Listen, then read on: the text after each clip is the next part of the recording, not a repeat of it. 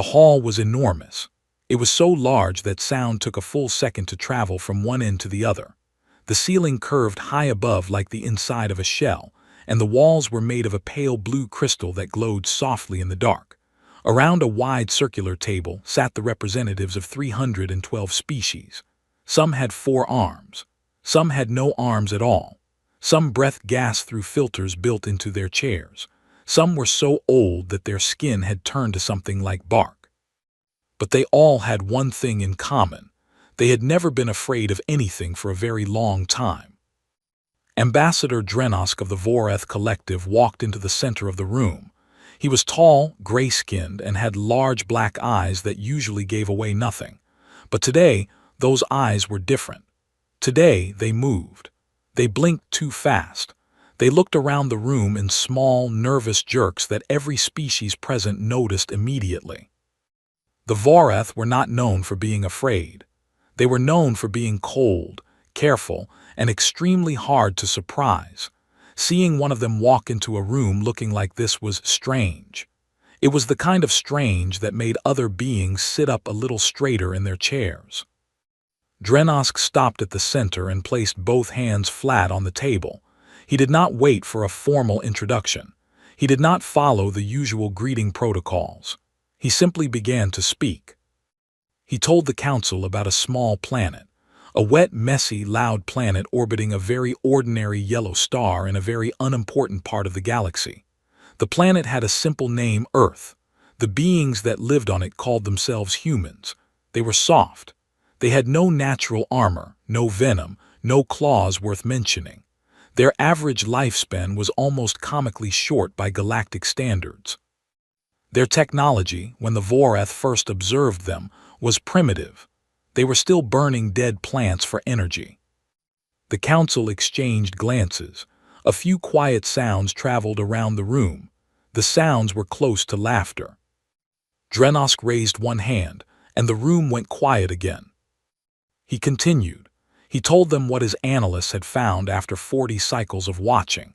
He said that in that time, the humans had survived 3 major plagues that each should have ended them. They had fought wars so brutal and so total that their own sky had been briefly poisoned from the smoke, and then they had rebuilt.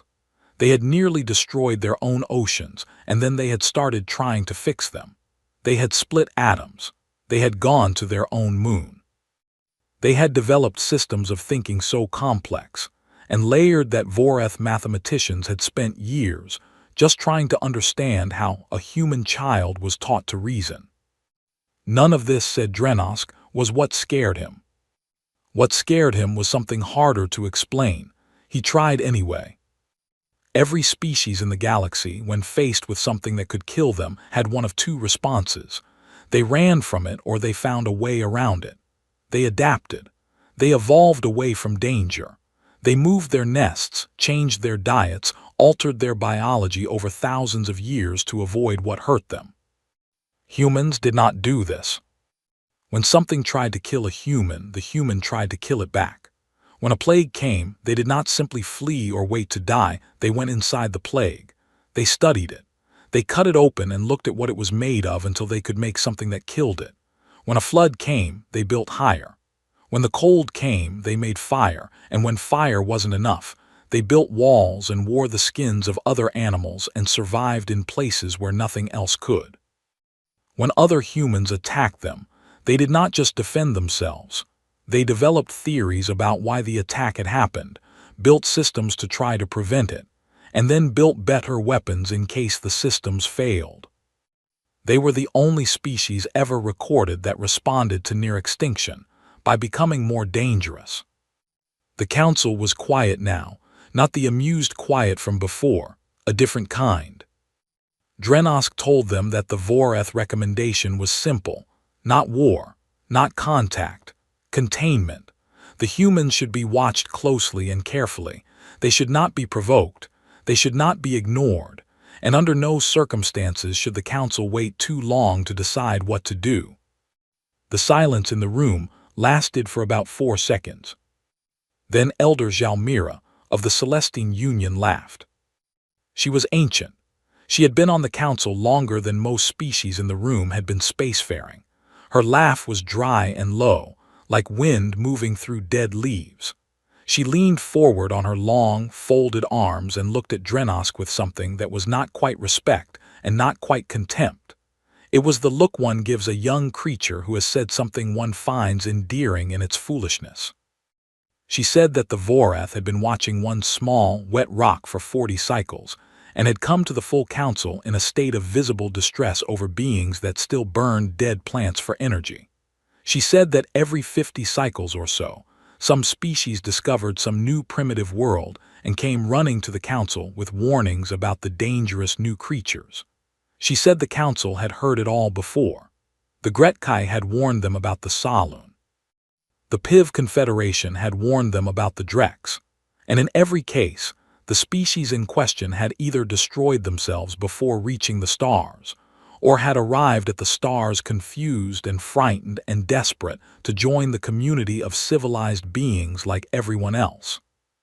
She asked Drenosk, gently but with a smile that was not gentle at all, if he was perhaps spending too much time watching creatures that had not yet left their own gravity well. The room laughed, properly this time. Even some of the quieter members made sounds of amusement. Drenosk did not argue. He did not raise his voice. He looked around the room at all 312 representatives, and something in his face went very still. He asked the council to enter his warning into the official record. Elder Jalmira, still smiling, said of course. She even said it into the official record herself, so there would be no mistake about it later. She said, in the formal language of council proceedings, that the Vorath Collective had raised concerns about a primitive species designated as *Earth humans*, and that the full council had reviewed the matter and found no cause for alarm. She called them, and this part was also entered into the record, biologically unremarkable and strategically irrelevant. She added one final line. She said it lightly, as one says a thing they do not expect to remember later. Let the soft ones have their little wars. They will exhaust themselves. They always do. Drenosk bowed slightly. He thanked the council for their time. He walked back out through the great crystal doors of the conclave hall without looking back. In the corridor outside, his aide fell into step beside him.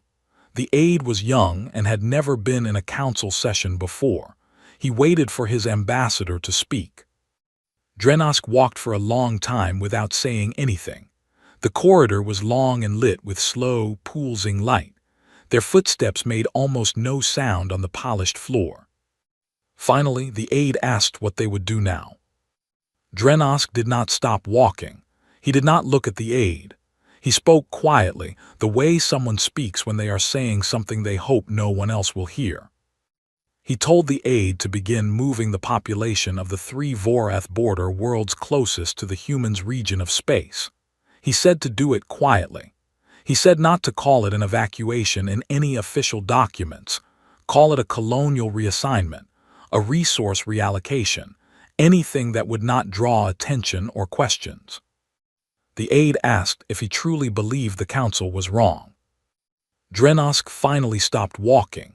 He turned and looked at the aide with those large black eyes that had been frightened in the council chamber and were still frightened now. He said he did not know if the council was wrong about what the humans were, but he knew the council was wrong about one thing without any doubt at all. He said they called them soft. I watched them for 40 cycles. There is nothing soft about them. Nothing. He turned and walked on, and the aide followed, and the corridor behind them was very quiet and very still, and somewhere far away, in a small solar system in an unimportant part of the galaxy, a species that burned dead plants for energy looked up at the stars and wondered what was out there. 200 cycles passed. The galaxy moved on, the way the galaxy always did. New wars started and ended. New trade routes opened. 3 species went extinct, one from a natural disaster, one from a slow disease, and one, quietly and sadly, from simply losing the will to continue. The council held its sessions, passed its resolutions, and filed its reports. The universe kept turning, indifferent and enormous. And on a small wet planet far from the center of things, humans kept moving.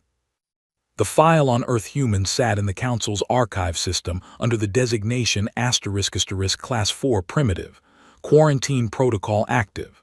Class 4 meant no contact, no trade, no interference. The idea was simple: let them develop on their own timeline.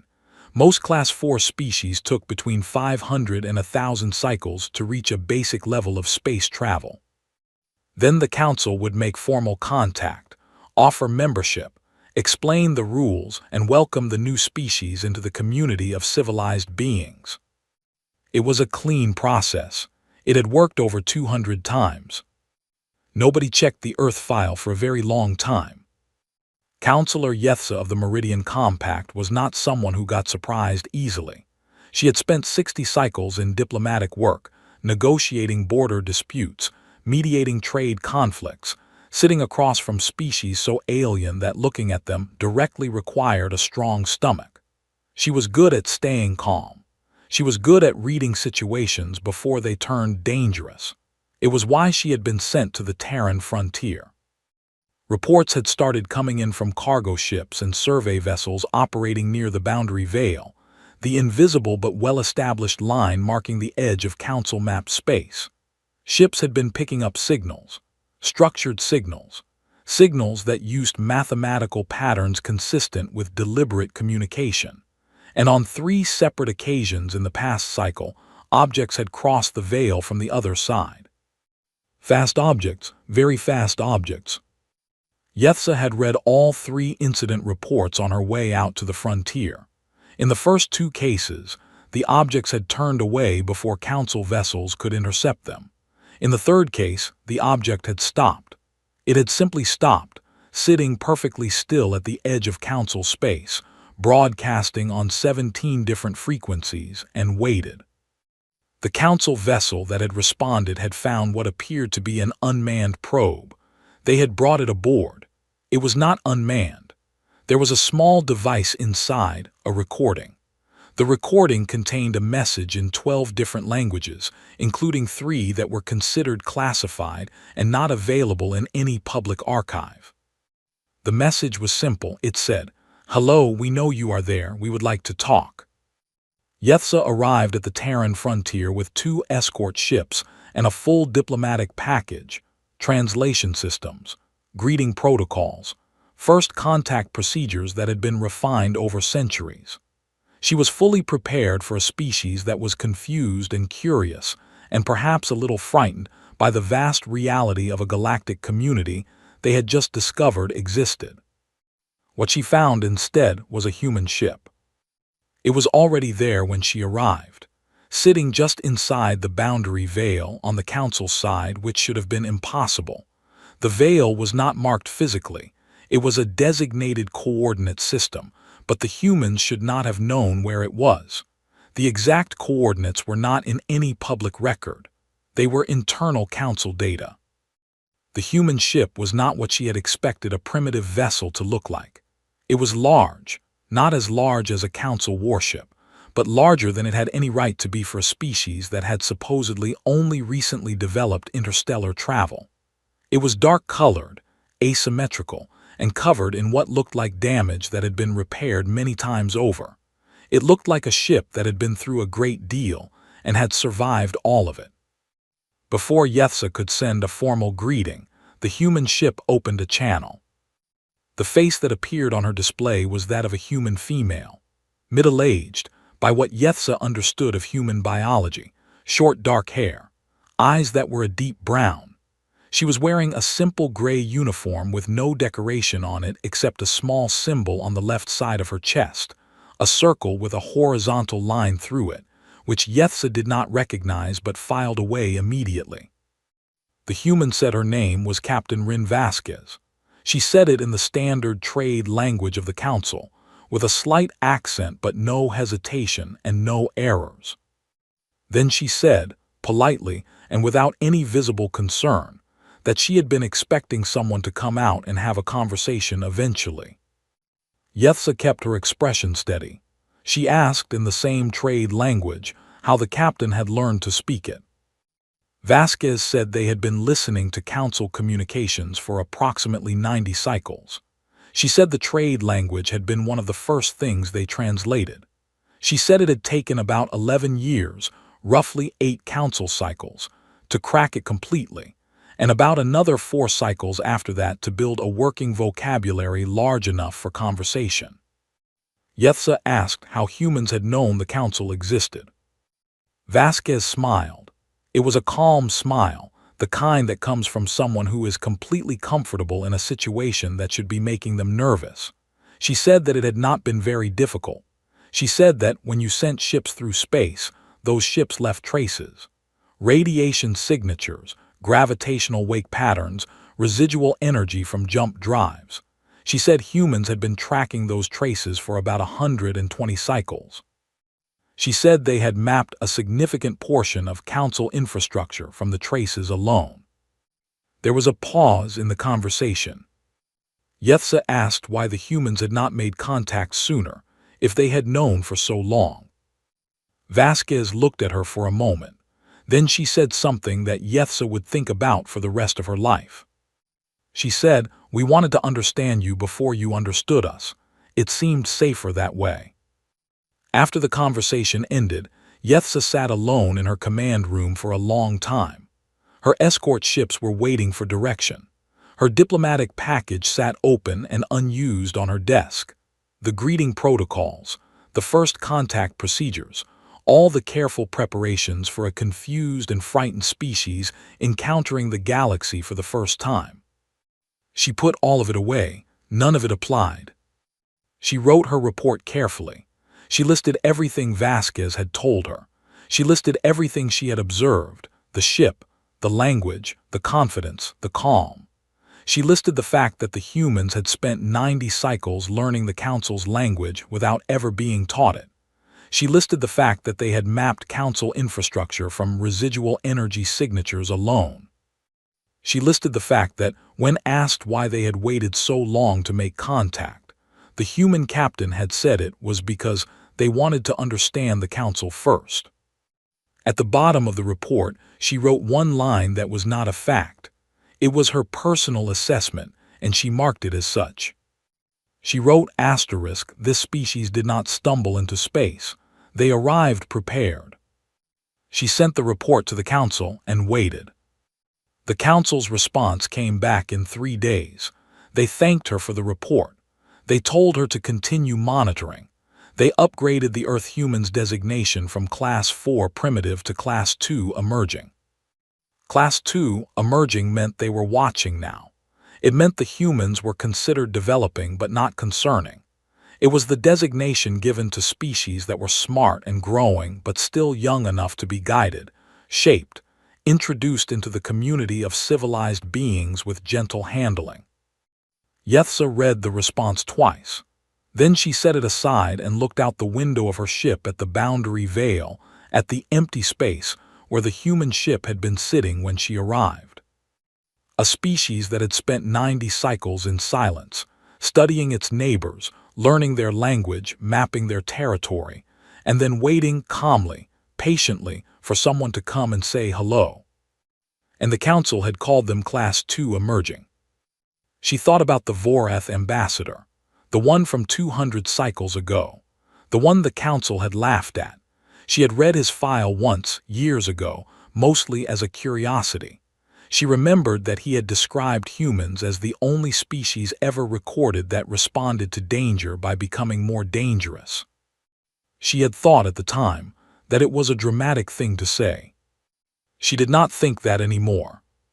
She told her pilot to hold position at the Veil for another week.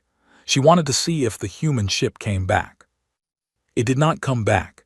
There was nothing out there, just stars and dark and silence. But somehow, sitting there in that silence, Yethza had the very clear and very uncomfortable feeling that she was being watched. It did not begin with a declaration. It never does with humans, the historians would later write. It began with an accident that was not entirely an accident, and an apology that came 50 years too late, and a silence from the human side that lasted exactly one cycle before the sky over Celestine space turned dark with ships that should not have existed. The Tyran corridor was a stretch of star systems between human space and the territory of the Celestine Union. It was a disputed area. 3 species had claims on it, none of them strong enough to win outright, and so for the past 80 cycles it had been a place where everyone was politely tense and nobody did anything too dramatic. Cargo ships moved through it. Survey vessels mapped it. Patrol fleets kept their distances and filed their reports, and everyone pretended the tension was not there. The colony ship was called the Kellen Asterisk. It carried 40,000 humans, families mostly, with children and personal belongings, and the quiet hope of people moving to a new place to build something. It was not a military vessel. It was not armed. It was a large, slow ship moving through a corridor it had legal passage rights through, broadcasting its identification on every standard frequency. A Celestine Union patrol fleet intercepted it near the third moon of a gas giant called Velosa. What happened next was officially described in the report the Celestine Union filed with the Council the following day as a navigation error, a targeting system malfunction, a tragic chain of automated responses that no living officer had intended or authorized. The Kellen was destroyed in 4 minutes. All 40,000 people on it were killed. The Council sent formal condolences to the Terran Unified Government within the week. A reparation package was prepared, financial compensation, a formal apology entered into the official record, a pledge to review Celestine Union targeting protocols. Elder Jalmira herself, ancient and slow-moving now but still sharp-eyed, delivered the apology personally via broadcast. It was a good apology. It used all the right words. It expressed genuine-sounding regret. It was the kind of apology that had ended conflicts between Council species many times before. The humans received it, they acknowledged it, they said very little. For one full cycle, they said almost nothing at all. The Council took this as a sign that the matter was moving toward resolution, quiet negotiation probably, a drawn-out discussion of reparation terms. This was normal. This was how things worked. The Council had seen this kind of grief before in many species. They knew how to wait it out. What they did not know, what no one in the Council had thought to consider, was that human silence was not the same as human stillness. Admiral Sira Akafar appeared at the edge of Celestine space on the 366th day after the destruction of the Kellen Asterisk. She came with a fleet that the Council's intelligence divisions had no record of. Not because it was hidden. It had been built in open human shipyards, registered in human naval databases, crewed and provisioned, and tested over the course of the previous cycle while the humans were being quiet.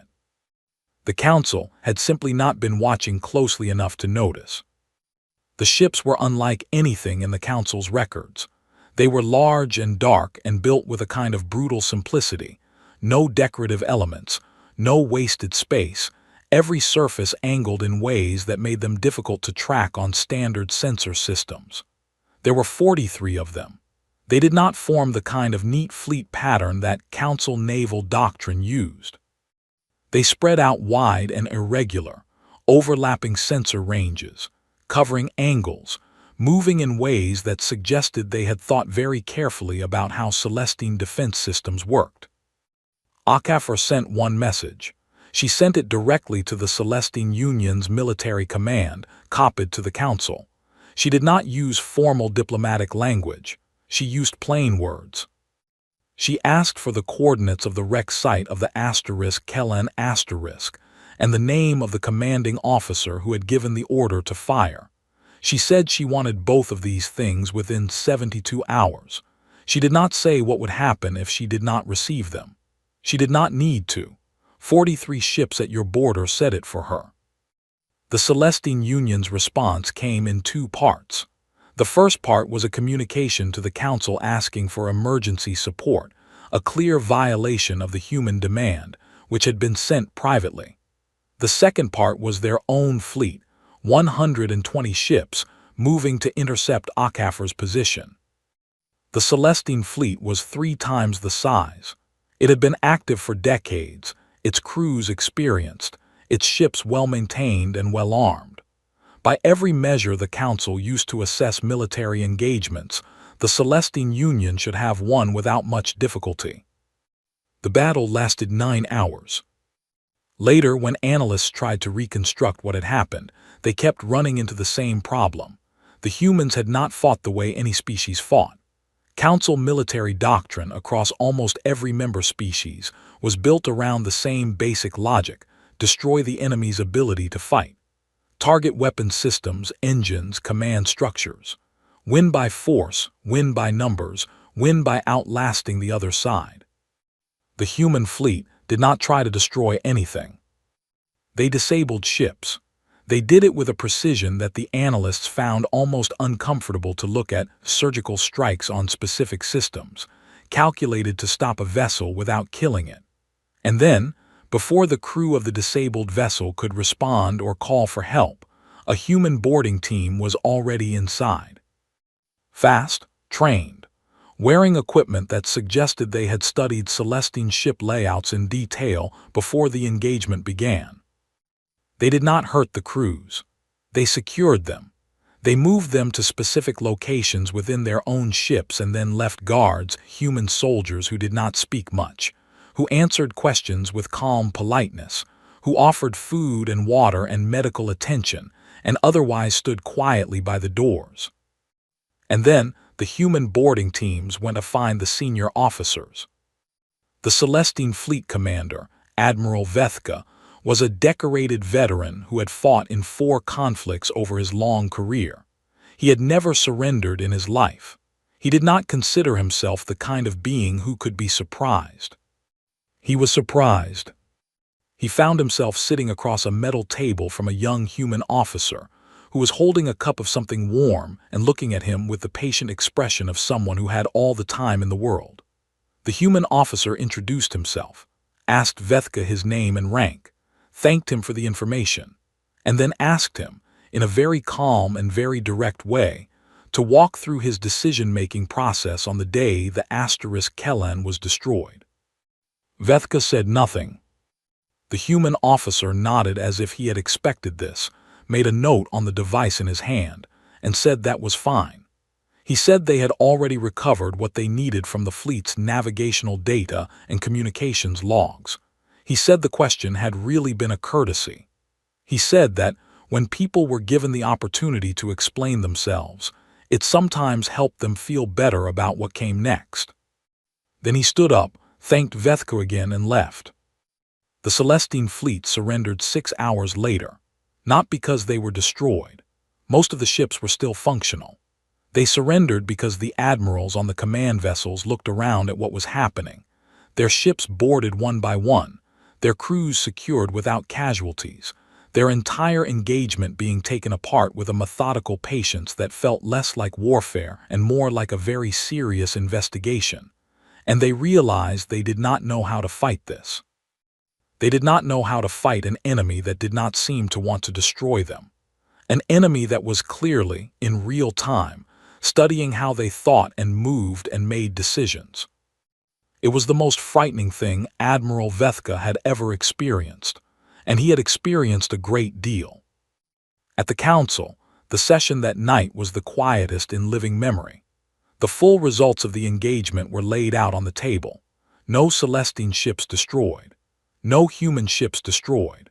43 human vessels against 120 Celestine vessels, and the humans had ended it in 9 hours without killing anyone, while simultaneously gathering what appeared to be a comprehensive intelligence picture of Celestine military systems. Someone at the table quietly moved to update the human designation status. The Class 2 emerging notation was removed from the Earth Humans file that night. In its place, the Council's classification system used a category that had never been applied to a living species before. It existed in the old records, created 1,000 cycles ago as a theoretical marker, never used because no species had ever met the criteria. The new designation was *** class Omega, existential variable.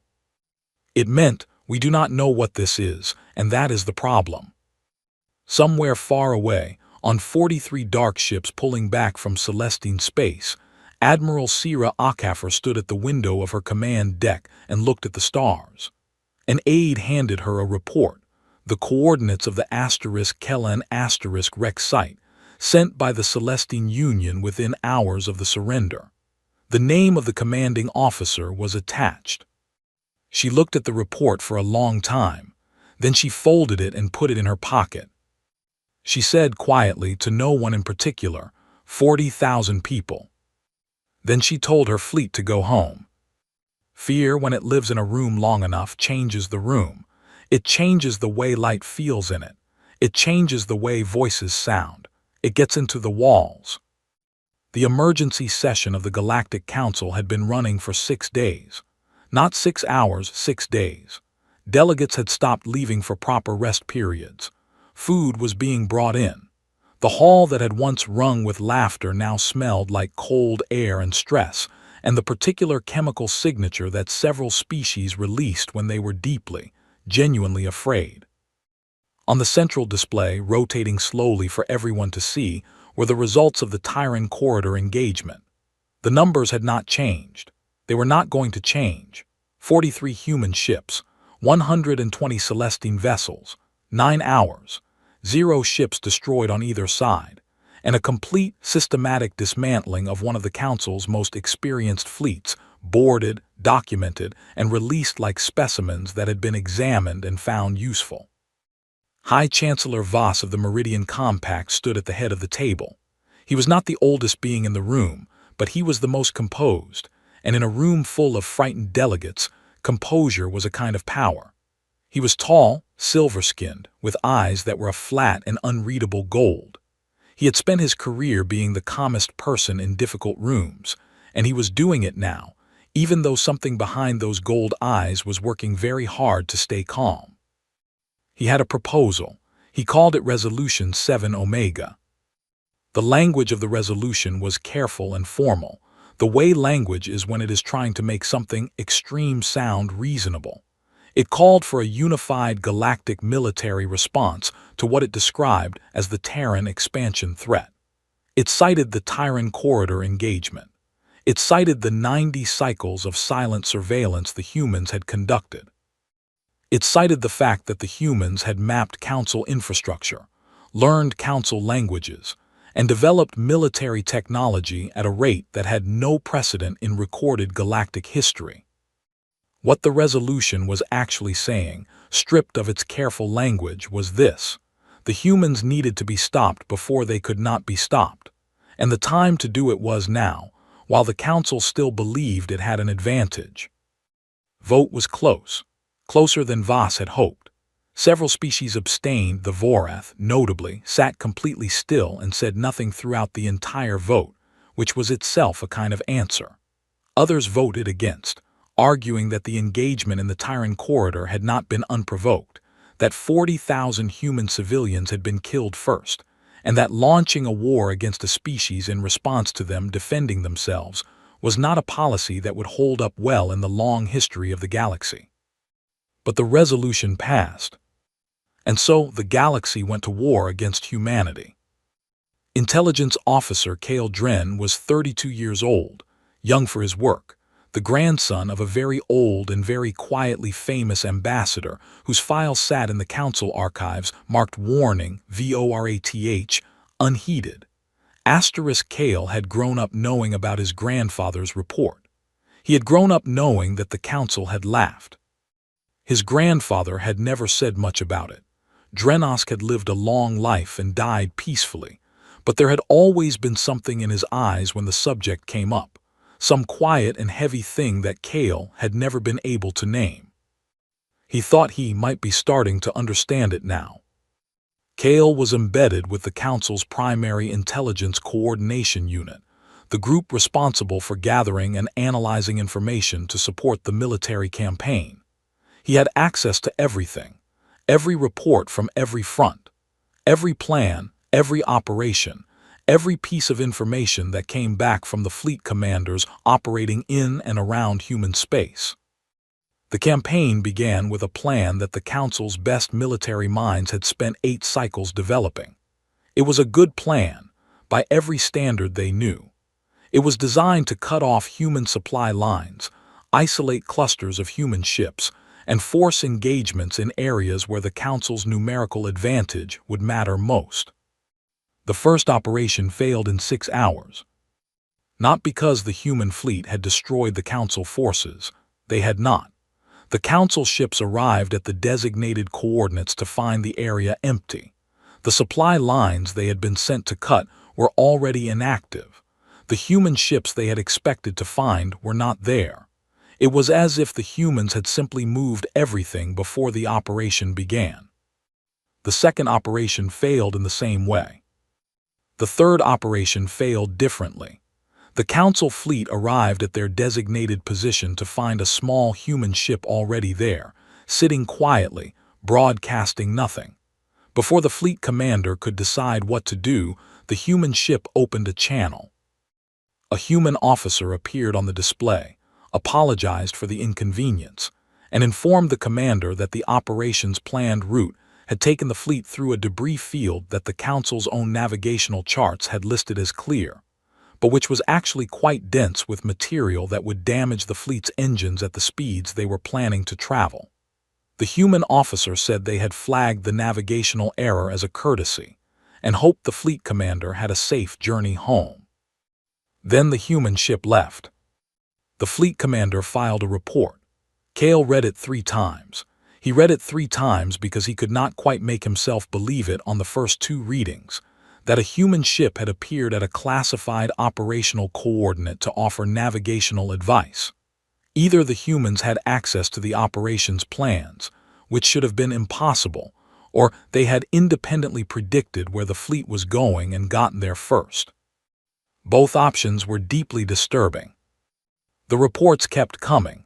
Supply caches that disappeared before Council forces reached them, rendezvous points that were empty, encrypted communications that, when the Council changed their cipher systems, the humans appeared to adjust to within days. And then the notes began. The first note was found on a Council command ship after a routine patrol, a small piece of physical material, covered in writing, left in the captain's private quarters, which had been locked and secured the entire mission. The writing was in the standard trade language, neat and clear. It said, "We see you, H." The second note was found in the war room of a Council military installation on a moon called Verath 7. The installation was ground-based, heavily defended, staffed by 300 beings at all times. Nobody had seen anyone enter or leave who should not have been there. The note was on the central planning table, held down by a small round object that turned out to be an Earth coin, a physical currency the humans apparently still produced, stamped with the face of a human, and a date that corresponded to approximately 40 cycles ago. The note said, "Asterisk, your eastern perimeter runs 11 seconds slow between the 3rd and 4th sensor posts. You should fix that. H." Cale read every note as it came in. There were 14 of them over 3 months. They were found in secured locations. They were left in places that required access codes, biometric clearance, or physical keys that should not have been replicable.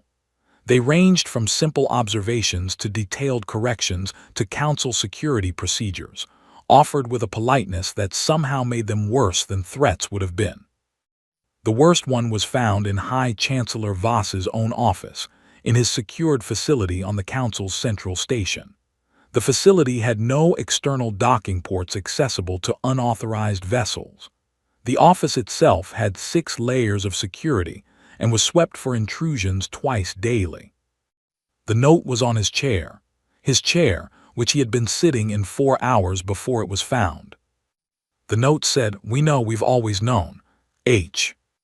Voss read the note and then sat down, carefully, on a different chair. He called Cale into his office. He laid the note on the desk between them and asked Cale what he thought it meant. Cale looked at the note for a long time. He thought about his grandfather. He thought about the report that the council had laughed at. He thought about a species that responded to near extinction by becoming more dangerous, that had spent 90 cycles in silence learning the council's language, that had built an entire fleet in secret in 1 year while the galaxy thought they were grieving. He thought about the Tyran corridor and the human officer who had sat across from a Celestine admiral and asked him, patiently and without anger, to explain his reasoning. He thought about what it meant that every operation the council had launched had failed, not because the humans had destroyed the forces. They had not destroyed anything. They had simply moved. They had simply not been where the council expected them to be. They had been somewhere else, watching, taking notes, leaving messages. Kale said slowly, "I don't think we surprised them. I don't think we've surprised them once." Voss's gold eyes were very still. Kale said, "I think they've been ready for this. I think they've been ready for a long time." Outside the window of Voss's office, the stars were the same stars they had always been: distant, cold, indifferent. But Kale found, looking at them now, that they felt different. They felt like they might be occupied. Like somewhere in the dark between them, behind the light that had left them years ago, something was sitting very still and watching back. His grandfather had tried to tell them. Nobody had listened. And now Kale stood in a room with a note that had been left on a secured chair in a sealed facility, and asked himself the question that was going to keep him awake for the rest of the war. If they have always known, what are they waiting for? What follows is assembled from fragments, records recovered from damaged archives, personal journals found on abandoned stations, transmissions intercepted and saved by systems that continued running long after the beings who built them were gone. History, when it breaks, does not break cleanly. It leaves pieces, and the pieces do not always fit together the way you want them to. And sometimes the most important things are found in the margins, in the handwritten lines at the edge of an official document, in the last entry of a journal, in the single sentence someone said in a corridor when they thought no one was recording. This is what happened, as best as it can be told. The war lasted 4 years by human reckoning. In that time, the Council launched 37 major operations against human space. Of those 37, 29 failed before they properly began. The forces arrived to find the area already evacuated, the targets already moved, the supply chains already rerouted. The remaining 8 engagements were short, precise, and ended the same way the Tyran corridor engagement had ended, with Council ships disabled and boarded, crews secured without casualties, senior officers questioned politely by human officers who took careful notes, and then everyone released. Nobody died in any of these engagements, not one being on either side. This was the thing the Council could not understand and could not talk about without the conversation getting very uncomfortable very quickly. They had launched a war. They had passed Resolution 7 Omega and committed their full military strength, and the humans had responded by not killing anyone. They had inconvenienced everyone enormously. They had made the Council look foolish on dozens of occasions. They had demonstrated repeatedly and without apparent effort that they knew where Council forces were going before Council forces knew themselves. They had left notes. They had corrected navigational errors. They had boarded ships, examined them, spoken to their crews over coffee, and left again. But they had not destroyed anything. This was, in its way, more frightening than if they had. High Chancellor Voss understood this. He understood it the way you understand a thing that you do not want to be true, slowly, with a great deal of resistance, and then all at once in a moment that feels like falling. He understood that the humans were not fighting the Council. The humans were teaching the Council. Every failed operation, every boarded ship, every polite note left on a secured chair was part of a message, and the message was not about war. The message was about memory. The Council broke before the humans forced it to. That was the honest version of what happened, and it took a long time for the honest version to make it into the official records. Species that had voted for Resolution 7 Omega began finding reasons to open private communication channels with the Terran unified government. Small channels at first, low-level diplomatic contacts, unofficial conversations between representatives who had plausible deniability. Then larger ones. Trade discussions, border agreements. One species, the quiet and careful Saloon, formally withdrew from the Council's military coalition and issued a public statement saying that they had never been comfortable with a war against a species that had not started the conflict. Others followed. Not all at once and not all loudly, but steadily, the coalition cracked. Kale Dren watched it happen from inside. He filed reports that he was no longer sure anyone was reading. He sat in the Intelligence Coordination Unit and watched the data come in, operation after operation, the same results, the same pattern, and he thought about his grandfather, and he thought about the note on Voss's chair, and he kept coming back to the question he had asked that day in the sealed office. If they have always known, what are they waiting for? He got his answer on a morning that began like other mornings, with the usual reports and the usual quiet tension of a war that had stopped looking like a war. He was called to Voss's office.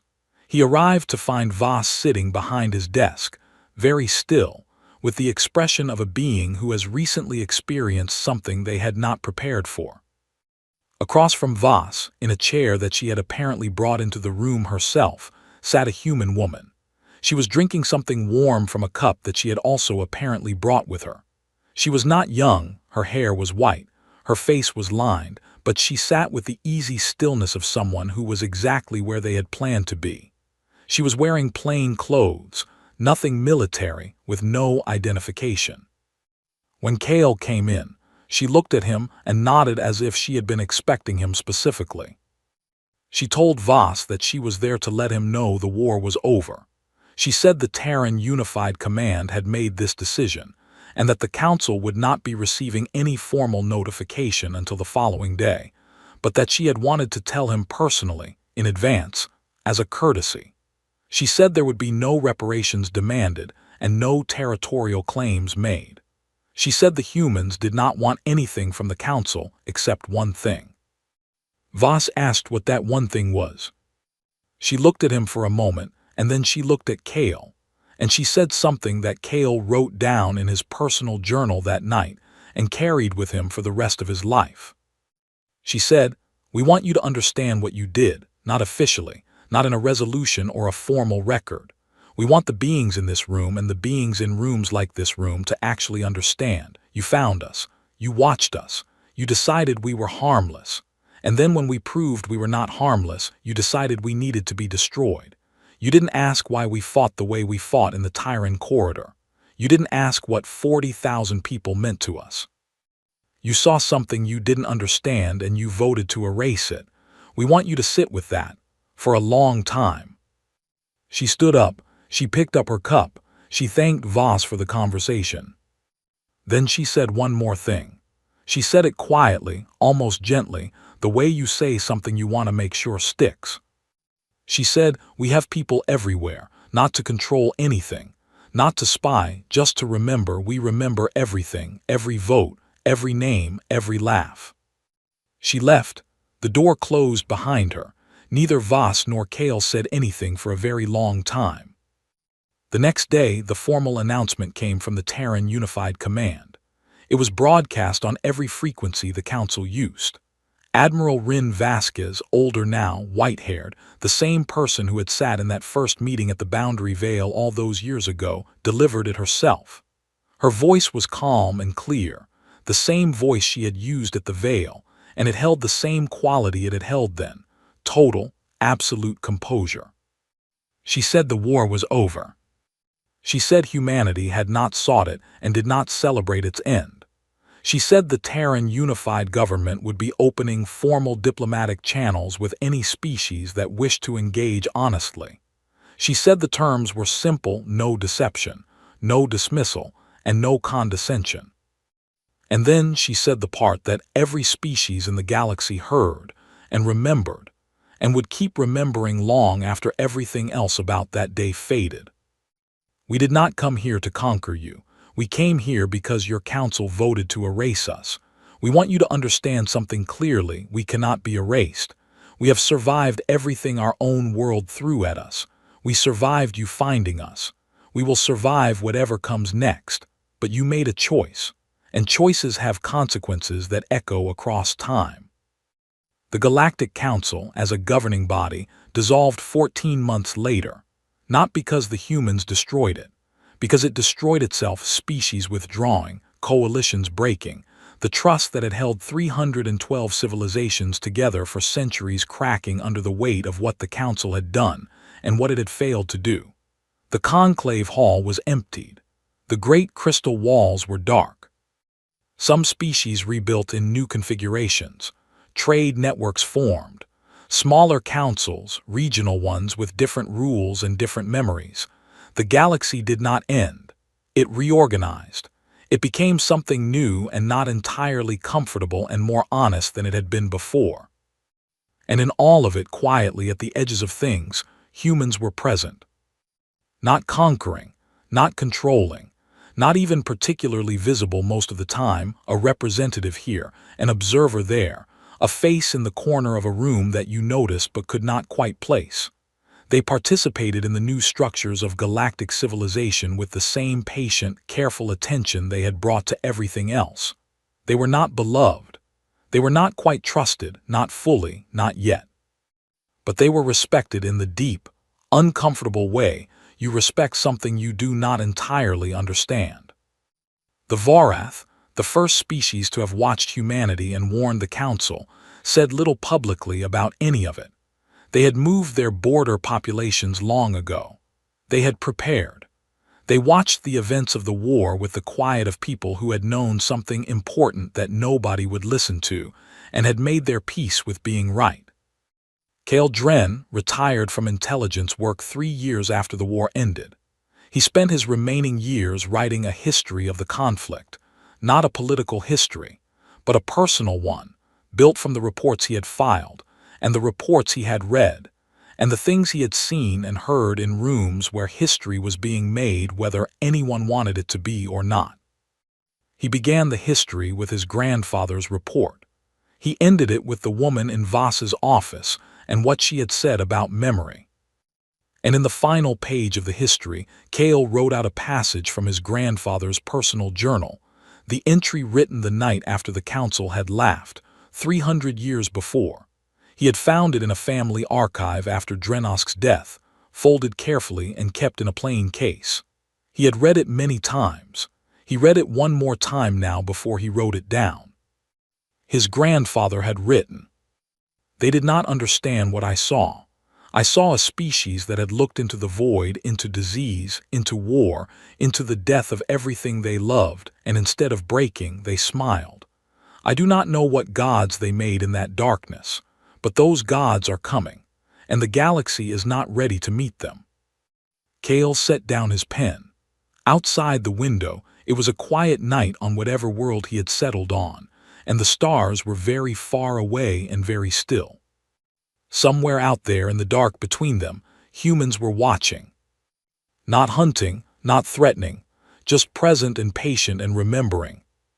They always remembered. They had told the galaxy as much, and the galaxy for once believed them.